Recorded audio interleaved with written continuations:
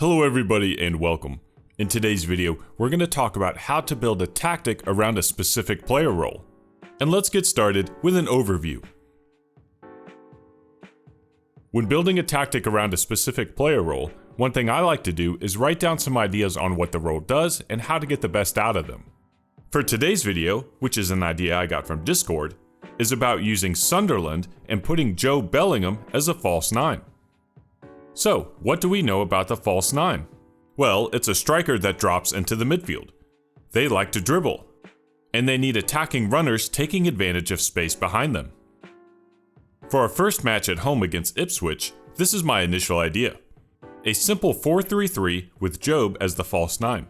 The formation I chose gives him plenty of room in the midfield to drop into. He's got the inside forward as a runner, and a Raumdeuter as an attacking winger on the other side. Okay, we've got our upcoming match, and we have our tactic, but what do we actually look for?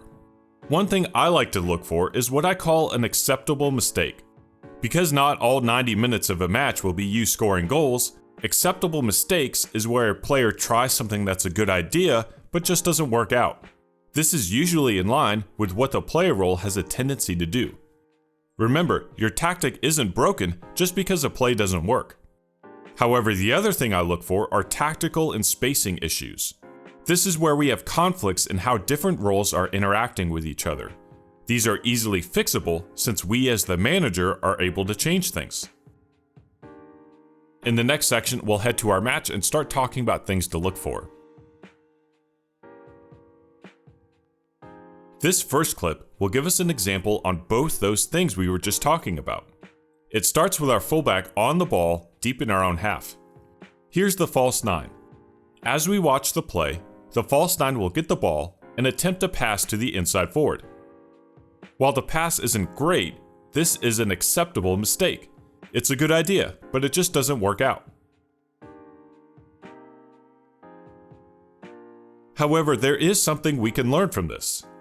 I like the false 9 play, but we still have an issue. Here's the play again. This is the false 9.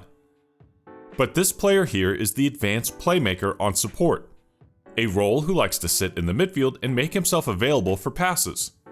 This is similar to a false 9.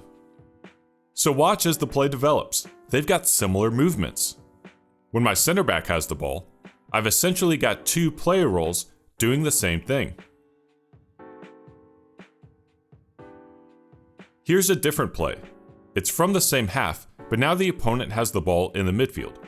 We're going to get the turnover, and the false 9 will hold his position in the midfield to receive the ball. This type of play is what I like from the false 9. But again, we've got an issue with the advanced playmaker. It'd be great if he attacked this space to take advantage of the opponent, but he hangs in the midfield and we lose our advantage.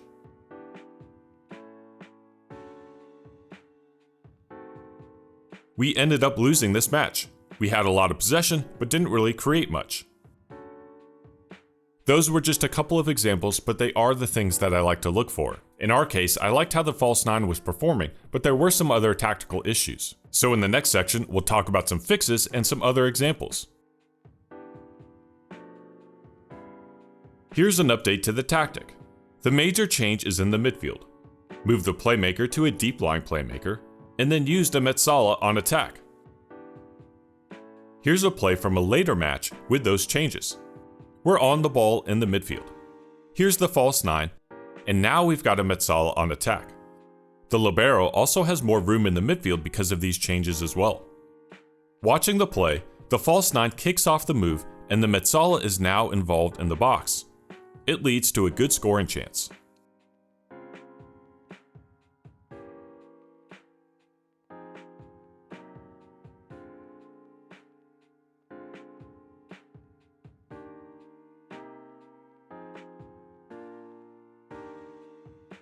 Here's another example. The deep line playmaker is on the ball, and I really like our spacing to start the play, with the false 9 here and the Mezzala on attack here.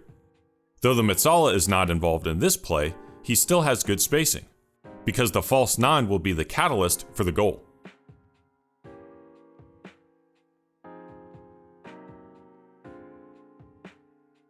Our last example will be looking at something I touched on earlier, a good play that doesn't work out.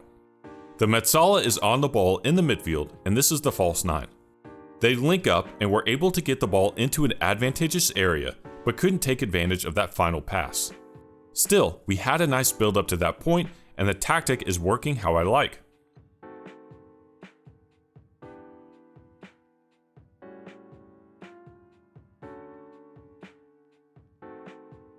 And that's what I do when building around a specific player role. Watch the matches and see how your players are all interacting with each other. And don't worry if your tactic isn't immediately successful.